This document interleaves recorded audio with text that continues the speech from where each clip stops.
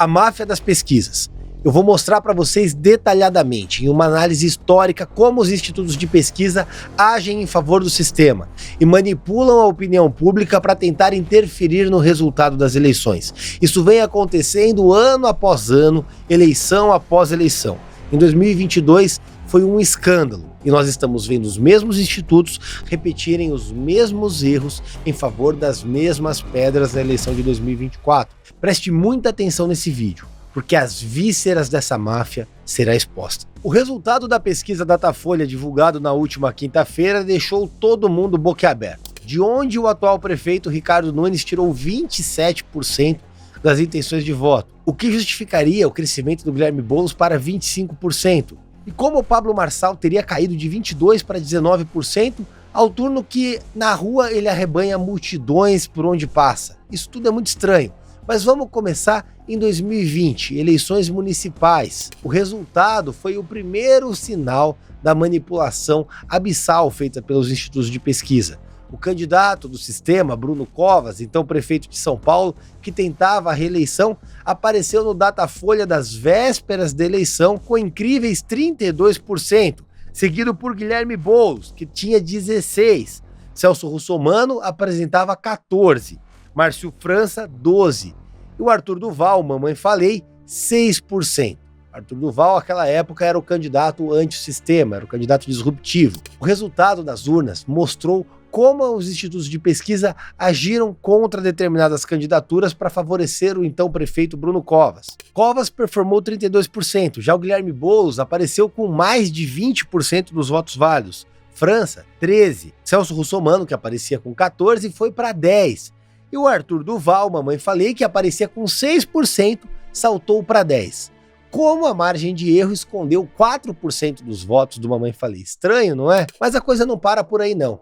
Isso foi apenas uma pequena demonstração do que viria no futuro.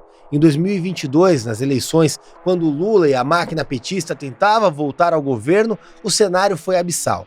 Os institutos de pesquisa, em especial Datafolha, não é que eles erraram, eles falharam miseravelmente, agiram assintosamente em favor de determinados candidatos, porque a margem de erro chegou a 30% dos votos. Eu vou mostrar para vocês numericamente. Na eleição do Senado, Márcio França, o candidato apoiado por Lula, aparecia no Datafolha às vésperas da eleição com 32% dos votos. O astronauta Marcos Pontes, candidato do Bolsonaro, performava ínfimos 15% dos votos. O resultado das urnas está aqui do lado. Marcos Pontes eleito com 49,68%. A gente está falando de uma diferença de 35% dos votos, quase a votação total do Márcio França. Agora, como o Datafolha errou para menos para o astronauta Marcos Pontes em 35%, isso não é margem de erro, isso é claramente o sistema agindo para prejudicar um candidato. Afinal de contas, quando eles não demonstram capacidade de performar, acabam tirando o voto útil de determinado candidato. Felizmente, a pujança do eleitor paulista dentro daquilo que ele acredita não permitiu que o Datafolha manipulasse essas informações. Mas na eleição para governador do estado não foi diferente. A pesquisa Atlas para o governo do estado apresentava o seguinte número: Haddad, 37% dos votos, Tarcísio, 31%, Rodrigo Garcia, 26%. A pesquisa Datafolha foi ainda pior. Datafolha para o governo apresentava o seguinte: Haddad, 36%, Tarcísio, 22% e Rodrigo Garcia, 19%. O resultado das urnas: Tarcísio de Freitas, 42,32%, Haddad, 35%, Rodrigo Garcia, 18%. Como os institutos de pesquisa não perceberam essa variação de 20% dos votos em favor do governador Tarcísio de Freitas? A resposta é muito simples. Tarcísio era o candidato antissistema. Tarcísio era o candidato do presidente Bolsonaro. Ele representava a ruptura do governo tucano e também a ruptura da força petista no estado de São Paulo. Era uma nova força política que emergia no estado e, naturalmente, queriam tirá-lo desse cenário. Jogaram os dados de pesquisa dentro da margem de erro, simulando um empate que não havia com o governador Rodrigo Garcia, simplesmente para induzir as pessoas a votar naquilo que já era padrão. o Rodrigo Garcia. E aí vinham aquelas variações de segundo turno, que olha, o Rodrigo Garcia é o único capaz de vencer o Haddad no segundo turno. Tudo isso para manipular a opinião das pessoas e tentar tirar o governador Tarcísio de Freitas da disputa. A eleição presidencial de 2022 não podia ser diferente. O Datafolha, divulgado às vésperas do primeiro turno, apontava o Lula com 50% dos votos, enquanto o Bolsonaro tinha apenas 36%. O resultado das urnas foi muito diferente. Lula apareceu com apenas 48%, enquanto o Bolsonaro estava com 43%. Esconderam 7% dos votos do Bolsonaro e jogaram 2% a mais para o Lula. O objetivo era muito claro: eleger o Lula ainda no primeiro turno, criar uma sensação de que o Bolsonaro havia perdido a eleição. E com isso permitir à campanha do petista tentar forçar votos com a narrativa de que venceria no primeiro turno. Não conseguiram, houve segundo turno e a vitória foi apertada, bastante apertada e até meio esquisita do Lula. Agora, os institutos de pesquisa demonstraram claramente que falharam. O resultado das eleições de 2022 foi tão avassalador contra os institutos de pesquisa que parlamentares apresentaram um pedido de CPI na Câmara dos Deputados para investigar os institutos, porque eles agiram ardilosamente contra determinados candidatos. A pesquisa ela é matemática, é um cálculo aritmético. Não há espaço para esse erro. A margem de erro é 2 ou 3 pontos percentuais para mais ou para menos. Se considerarmos dois candidatos, não há uma variação tão grande. Ou seja, 20%, 30%, um crescimento tão grande de um lado, sempre beneficiando o sistema, o cálculo é muito claro. Isso é feito primeiro para engajar a base, manter os seus cabos eleitorais, os seus candidatos engajados na campanha. E por segundo, permitir manipulação de massa dentro dos programas de TV e de toda a campanha através da mídia. As pesquisas são registradas, mas claramente não aferem a realidade. E aí vamos para a eleição municipal de São Paulo. O cenário se repete mais uma vez. Pablo Marçal teve um crescimento avassalador, é uma onda que não consegue ser segurada, não consegue ser parada. Ele vem crescendo dia após dia e os institutos de pesquisa aferiram isso. Vamos fazer uma análise categórica. A pesquisa Quest, realizada no dia 30 de julho, apontava Ricardo Nunes com 20%, Guilherme Boulos com 19%, e o Pablo Marçal começando a corrida com 12%. Dia 28 de agosto, quase um mês depois, Guilherme Boulos havia oscilado para 22%, Ricardo Nunes caiu para 19% e o Pablo Marçal apresentou um crescimento de 7 pontos percentuais, empatando com Ricardo Nunes com 19%. A Quest do dia 11 de setembro se virou a favor do sistema. O Ricardo Nunes apresentou um crescimento para 24%, Pablo Marçal cresceu para 23% e o Guilherme Boulos desceu para 21%.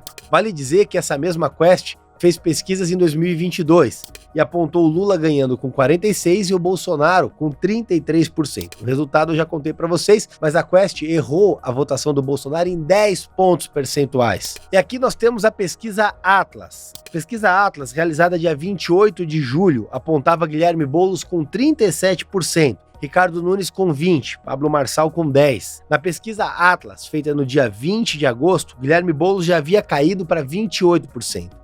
Pablo Marçal cresceu para 16% e o Ricardo Nunes caiu para 22%. Na pesquisa Atlas, de 11 de setembro de 2024, Guilherme Boulos se manteve com 28%. Pablo Marçal cresceu para 24,4%. E o Ricardo Nunes aparece com 20,1%, se consolidando como terceiro colocado. Essa pesquisa foi publicada na última quarta-feira. Aí nós temos o Instituto Paraná Pesquisas. Esse instituto, inclusive, me deixa com uma pulga atrás da orelha, porque há boatos de que ele faria trackings diários para determinado candidato, o que naturalmente acabaria ferindo a idoneidade do instituto. Mas vamos lá. Na pesquisa realizada dia 15 de julho de 2024 pelo Paraná Pesquisa, o Ricardo Nunes aparece com 29%, Guilherme Boulos 29%, Pablo Marçal 14%. Na pesquisa de 8 de agosto, Guilherme Boulos cai para 23,9%, Ricardo Nunes para 23,8%, Pablo Marçal para 21,3%, um crescimento de 7 pontos percentuais. Já na pesquisa de 13 de setembro, Ricardo Nunes volta a crescer na Paraná Pesquisas, vai para 25,1%. Nesse caso, ele oscila dentro da margem de erro. Guilherme Boulos vai para 24,7%, oscilando também dentro da margem de erro. E o Pablo Marçal se mantém com 21%, ou seja, também dentro da margem de erro. Uma pesquisa que não mostra nenhuma variação. Agora eu quero chamar a atenção de vocês e muita atenção para a pesquisa Datafolha, divulgada na última quinta-feira. Na Datafolha da última quinta-feira, o Ricardo Nunes, ele salta de 22% para 27%. O Guilherme Boulos salta de 23% para 25%. E o Pablo Marçal cai de 22% para 19%. É a única pesquisa que aponta uma queda do Pablo Marçal. Vale dizer que em 23/8, o Datafolha apontava Boulos com 23%, Nunes com 19% e Marçal com 21%. E 5/9, Boulos com 23%, Nunes 22%, Marçal 22%. Uma pesquisa no mínimo esquisita, mas aí eu quero resgatar para vocês os erros abissais do Datafolha. Foi o mesmo Datafolha que apontava o Márcio França com 32% e o Marcos Pontes com 15% dos votos. O mesmo Datafolha que apontava o Haddad à frente do governador Tarcísio nas eleições de 2022. E o mesmo Datafolha que possui ligação com a Folha de São Paulo, que, segundo o Intercept, recebeu 3 milhões de reais de publicidade paga pelo prefeito Ricardo Nunes, o que demonstra claramente um talvez enviesamento daquela pesquisa. Afinal de contas, como crer na idoneidade de uma pesquisa cuja ligação recebeu dinheiro em verba de publicidade do governo? Isso é no mínimo estranho. Isso me deixa no mínimo com uma dúvida. Se você quer acreditar, é seu direito. Eu desconfio. Só que no meio disso tudo, eu quero resgatar este vídeo do governador Tarcísio falando sobre o Instituto Veritá. Dá uma olhada. E aí vamos fazer a propaganda aqui do Instituto de Pesquisa que ninguém dá bola. Qual? Mas que bateu em cima, acertou tudo. Que eu não conhecia e me mandaram uma pesquisa do Instituto Veritas. Veritas? Veritas. Pega lá, última semana antes da eleição. O Veritas disse, Tarcísio está liderando a eleição para governador em São Paulo. 44% Tarcísio, deu 42%. Eles botaram lá 33% Haddad, deu 35%. Botaram 17% Rodrigo, deu 18%. Gravaram isso. Eles deram a vitória do Sérgio Moro no Paraná para o Senado. Em cima. O Instituto Veritá, em pesquisa divulgada no dia 27 de agosto de 2024, apontou o seguinte resultado: Pablo Marçal com 30,9%, Guilherme Boulos 21% e Ricardo Nunes 14%. Datena cai para 6% e Tabata Amaral 5,8%. Marina Helena aponta 3,6%. A questão é a seguinte: o que justificaria uma discrepância tão grande?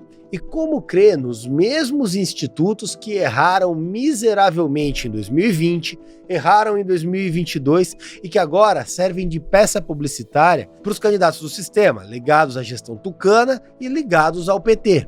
A questão é um tanto quanto simples. Tanto o governo federal quanto o governo municipal têm verbas de publicidade que são pagas à folha. E mais do que isso, o sistema vai agir para tentar repelir o único candidato antissistema.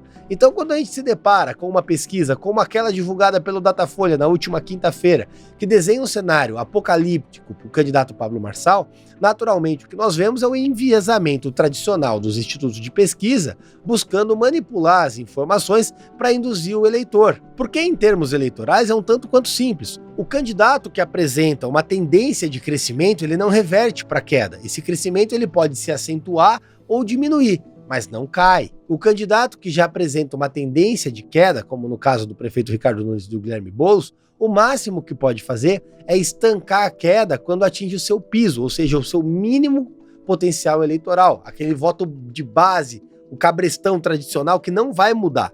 Então, quando chega naquele perfil, naquele platô, ele não cai mais. A questão é, como esses institutos de pesquisa têm uma margem de aferição para cravar uma queda de quem tem tendência de crescimento e o crescimento de quem tem tendência de queda? É uma lógica que a política repele ao longo de sua história, pois quem conhece de política, quem participa de campanha ao longo dos anos, sabe que essa tendência ela não é reversível. O objetivo desses institutos é criar narrativas a determinadas campanhas que começam desde já a criar narrativas na imprensa, como se o candidato Pablo Marçal escolhesse um ou outro para disputar o segundo turno, quem seria melhor para enfrentar o Guilherme Boulos, e aí começa aquele jogo de números, considerando índice de rejeição, margem de erro, considerando determinada taxa de aprovação, e aqui vem uma coisa bastante interessante. Por que o candidato da máquina não tem teto? E por que o Pablo Marçal, que utiliza as redes, tem teto? Se ao mesmo tempo o próprio Datena, que é um candidato do PSDB, ataca o Marçal por utilizar as redes que não teria teto. Eles não conseguem nem combinar o discurso, porque o desespero com a candidatura do Marçal é tão grande que ficam criando e construindo narrativas para alimentar a própria base. A única pesquisa que eu confio fidedignamente é o Datapovo, E quando você sai na rua, eu convido você a fazer um exercício. Responde aqui nos meus comentários, conversa com seus amigos, conversa com seus familiares, conversa com seus vizinhos. Pergunta de maneira bastante simples, em quem você vai votar para prefeito? E vê se o indicador que você percebe no seu círculo bate com esses institutos. Porque eu falo por mim. Eu tô na rua todo dia fazendo campanha de manhã até à noite, às vezes até de madrugada.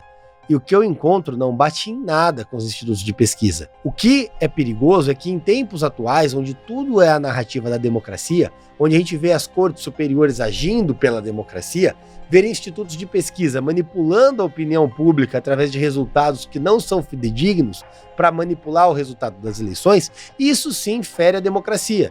Porque naturalmente essa informação vai chegar de maneira desvirtuada para aquela pessoa que não tem tanto acesso à informação e criar uma sensação de vitória ou derrota onde não deveria e claramente mudando ou tentando mudar o resultado das eleições. E isso a gente não pode acreditar. Por isso eu trago ao final desse vídeo alguns pedidos. O primeiro é que, ao invés de confiar em institutos de pesquisa, que na minha opinião estão aí simplesmente para enganar as pessoas, converse com seus vizinhos, com seus familiares. Crie você mesmo o sentimento do que está acontecendo. O segundo, não mude seu voto por institutos de pesquisa. Claramente, historicamente, eles mentem para favorecer o sistema. Vote naquele que você acredita. Vote com convicção. O terceiro pedido, você já sabe, o único candidato que está sendo atacado por todo o sistema, pela esquerda e por quem está no governo, é justamente o Pablo Marçal. Se ele é atacado por todos, pela imprensa, pela esquerda, pelos institutos de pesquisa, claramente ele é a melhor opção para São Paulo. Por isso eu peço o seu voto, dia 6 de outubro, vote Pablo Marçal. E principalmente, o único candidato, o único vereador em mandato com Pablo Marçal, o único vereador que combateu de verdade a esquerda ao longo dos últimos 4 anos, com experiência, para barrar os arroubos autoritários de quem quer que seja o prefeito de São Paulo, sou eu. E por isso eu peço seu apoio, peço seu voto, dia 6 de outubro, Rubinho Nunes, 44555 para vereador. Sabe o que mais me incomoda? Tem político que acha que isso aqui é cultura, fala que isso aqui é cultura. Cultura onde? Olha a esculhambação que é isso aqui. Ninguém dorme no lugar, é droga para todo lado, é tráfico, tem crime organizado. E aí tem político que vem e incentiva isso. Tem político que vem, me para depois e fala que eu sou louco por estar fazendo isso. Acha que político é o quê? Dar cesta básica para as pessoas, incentivar esse tipo de festa, ao invés de trazer paz para o trabalhador poder descansar. Ou então político é o quê? Fazer um videozinho lacrando, e no supermercado comparar preço. Olha a realidade que a gente encara na nossa cidade. Está na hora de sair do gabinete e realizar.